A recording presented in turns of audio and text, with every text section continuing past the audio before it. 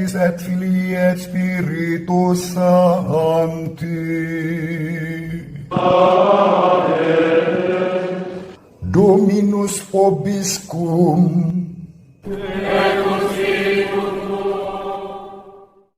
Sahabat peradaban kasih ekologis yang terkasih, selamat berjumpa dalam Renungan Harian bersama saya melalui channel ini. Terima kasih atas kesediaan dan kesetiaan panjenengan mengikuti Renungan Harian ini.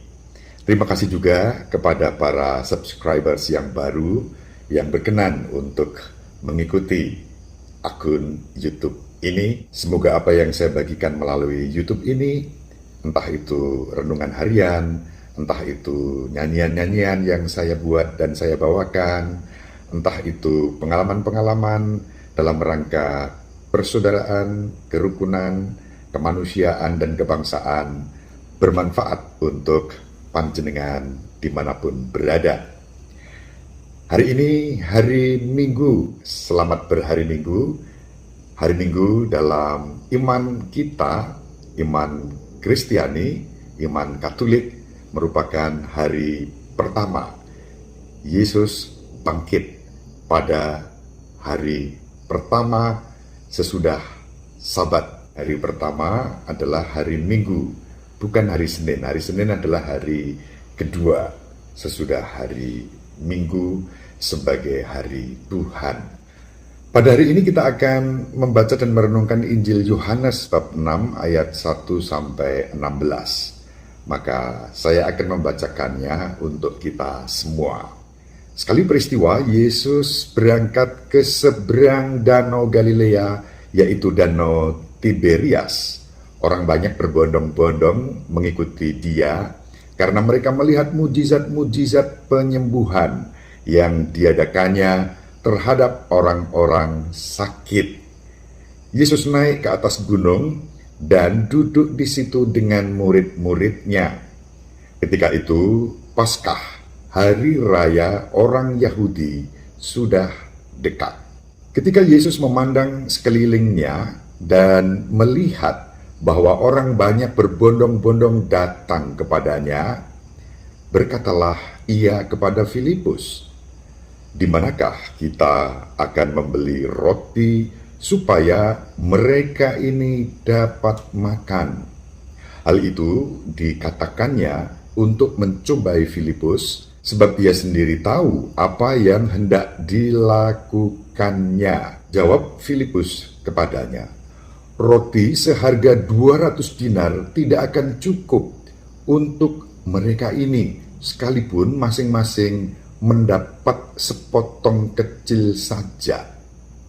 Seorang dari murid-muridnya, yaitu Andreas, saudara Simon Petrus, berkata kepada Yesus, "Di sini ada seorang anak yang mempunyai 5 roti jelai dan 2 ikan. Tetapi apakah artinya itu untuk orang sebanyak ini?" Kata Yesus, "Suruhlah orang-orang itu duduk." Adapun di tempat itu banyak rumput, maka duduklah orang-orang itu, kira-kira 5.000 laki-laki banyaknya. Lalu Yesus mengambil roti itu, mengucap syukur, dan membagi-bagikannya kepada mereka yang duduk di situ. Demikian juga dibuatnya dengan ikan-ikan itu, sebanyak yang mereka kehendaki. Dan setelah mereka kenyang, Yesus berkata kepada murid-muridnya, "Kumpulkanlah potongan-potongan yang lebih, supaya tidak ada yang terbuang." Maka mereka pun mengumpulkannya dan mengisi 12 bakul penuh dengan potongan-potongan dari kelima roti jelai yang lebih setelah orang makan. Ketika orang-orang itu melihat mujizat yang telah diadakan Yesus, mereka berkata, "Dia ini adalah benar-benar nabi yang akan datang ke dunia." Karena Yesus tahu bahwa mereka akan datang dan hendak membawa dia dengan paksa untuk dijadikan raja, ia menyingkir lagi ke gunung seorang diri. Demikianlah sabda Tuhan. Terpujilah Kristus. Sahabat peradaban kasih ekologis yang terkasih, Injil hari ini menarik untuk kita renungkan mujizat penggandaan roti yang mendatangkan kesejahteraan, kebahagiaan, dan membuat orang banyak itu kemudian terkesima dan dikatakan dalam Injil akan menjadikan Yesus sebagai raja dengan paksa. Nah, mereka mau memaksa Yesus karena secara manusiawi mereka berpikir, ini kita diberi mujizat kesejahteraan seperti ini, istimewa. Kalau dia jadi raja, nggak ada kelaparan, nggak ada yang sakit karena ada mujizat penyembuhan, nggak ada kematian karena yang mati dihidupkan. Itu pola pikir sederhana, manusiawi yang menghinggapi orang banyak, mendorong mereka memaksa Yesus menjadi raja. Tapi Yesus tahu bahwa ini bukan kehendak Bapa. Maka dikatakan dalam Injil, Yesus menyingkir ke gunung dan menikmati kesendiriannya. Ini gambaran tentang mujizat penggandaan roti dan dampak dari mujizat itu. Mari kita perhatikan proses mujizat itu terjadi. Diawali dengan pertanyaan Yesus kepada Filipus. Dan dikatakan dalam Injil, ini agak aneh, Yesus hendak mencobai Filipus dan bertanya, bagaimana dengan orang ini? Kamu harus memberi mereka makan. Padahal dikatakan Yesus tahu apa yang akan dilakukannya. Tetapi untuk mencobai Filipus, Yesus bertanya, bagaimana caranya memberi makan orang ini? Dan Filipus terjebak dalam pesimisme. Bagaimana akan memberi makan orang sebanyak itu? Roti seharga 200 dinar pun tidak akan membuat mereka kenyang. Bahkan hanya dapat sedikit saja. Lalu dalam pesimisme Filipus ada Andreas yang sedikit memberi titik cerah, tapi masih dengan pesimisme karena dikatakan ya di sini ada anak bawa 5 roti jelek dan 2 ikan, tapi apa artinya 5 roti dan 2 ikan ini untuk orang sebanyak itu? Jadi Filipus maupun Andreas berada dalam pesimisme. Tapi Yesus tahu apa yang akan dilakukan. Dan syukur pada Allah, Andreas membawa sedikit pengharapan dengan 5 roti jelek dan 2 ikan yang dibawa oleh seorang anak. Dan dari situlah proses mujizat terjadi. Yesus memberi makan sedikitnya 5.000 orang laki-laki, belum terhitung para ibu, anak-anak yang bersama mereka. Taruhlah 5.000 itu masing-masing membawa pasangannya sudah 10.000, masing-masing membawa 1 anak saja sudah 15.000. 5 roti 2 ikan bagaimana akan membuat mereka kenyang? Sahabat peradaban kasih ekologis yang terkasih, Yesus bertindak dan cara Yesus bertindak dengan melibatkan para muridnya. Meskipun para murid yang diajak terlibat untuk itu mengalami pesimisme, keraguan-raguan. Apa mungkin? Dan bagi Allah dalam Yesus Kristus tidak ada yang tidak mungkin. Maka terjadilah mujizat penggandaan roti itu. Yesus menerima 5 roti 2 ikan yang dipersembahkan oleh anak kecil melalui Andreas kepadanya. Kemudian Yesus mengucap syukur atas roti itu, memberkati roti itu, menyerahkan kepada para rasulnya untuk kemudian diteruskan dibagikan kepada orang banyak, dan begitulah singkat frasa mereka makan sampai kenyang, bahkan sisa, dan dikumpulkan sisanya 12 bakul. Sahabat peradaban kasih ekologis yang terkasih, di sini kita melihat di dalam proses mujizat penggandaan roti ini, bagaimana Yesus mengetuk hati para muridnya untuk juga memiliki sense of compassion, memiliki rasa peduli, bela rasa kepada orang yang membutuhkan perhatian. Dan Yesus melibatkan mereka. Demikian juga Yesus melibatkan kita.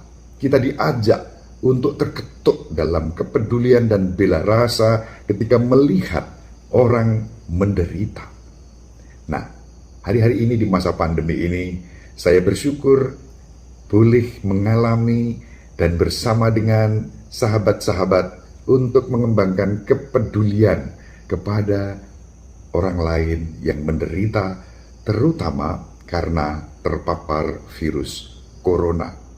Gerakan-gerakan peduli yang dilakukan oleh pribadi-pribadi siapa saja, tanpa pandang bulu agama dan kepercayaan, memberi perhatian kepada mereka yang membutuhkan. Ini bagian dari, kalau dibaca dalam perspektif Injil hari ini, bagian dari bela rasa dan kepedulian. Syukur kepada Allah, kita mengalami lebih banyak pribadi-pribadi yang peduli dan ikut ambil bagian dalam menyelamatkan sesamanya. Ini kita syukuri, lepas dari bahwa ada orang-orang tertentu yang hanya maaf, nyinyir melulu, mengkritik melulu, meragukan melulu, bahkan menghambat kerja-kerja kemanusiaan yang diperjuangkan oleh banyak orang.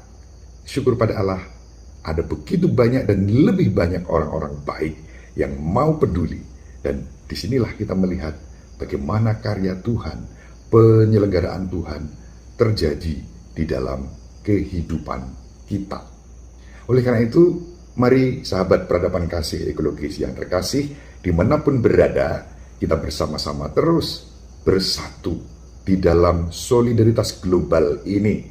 Mulai dari tempat kita masing-masing, peduli kepada saudari-saudara yang ada di sekitar kita yang membutuhkan perhatian kita.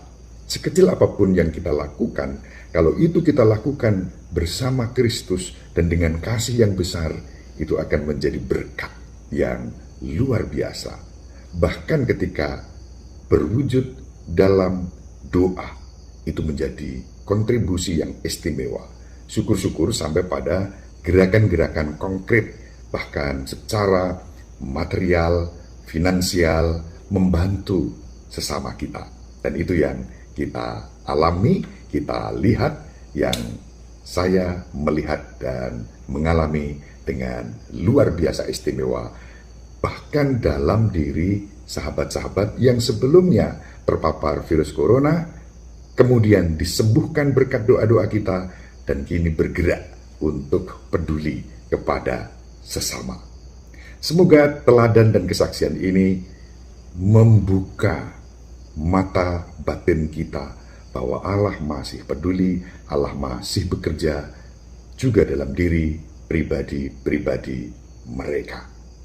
Sekali lagi, sekecil apapun yang kita buat, kalau itu kita lakukan dengan rasa syukur dan penuh berkat, dengan cinta yang besar, itu menjadi persembahan terbaik, dan Tuhan sendiri akan melipat gandakan berkat itu untuk siapa saja yang membutuhkannya. Ibu Maria selalu mendoakan panjenengan, Bapak Yosef merestui panjenengan dengan keheningannya. Semoga sahabat peradaban kasih ekologis yang terkasih, panjenengan semua bersama seluruh anggota keluarga dimanapun berada, dibimbing, dilindungi, dan diberkati oleh Allah yang Maha Kuasa, Bapa dan Putera dan Roh Kudus. Amin. Terima kasih, salam sehat, tetap semangat, jangan lupa bahagia. Sahabat peradaban kasih yang terkasih, sampai jumpa pada episode berikutnya. Terima kasih atas kebersamaan kita.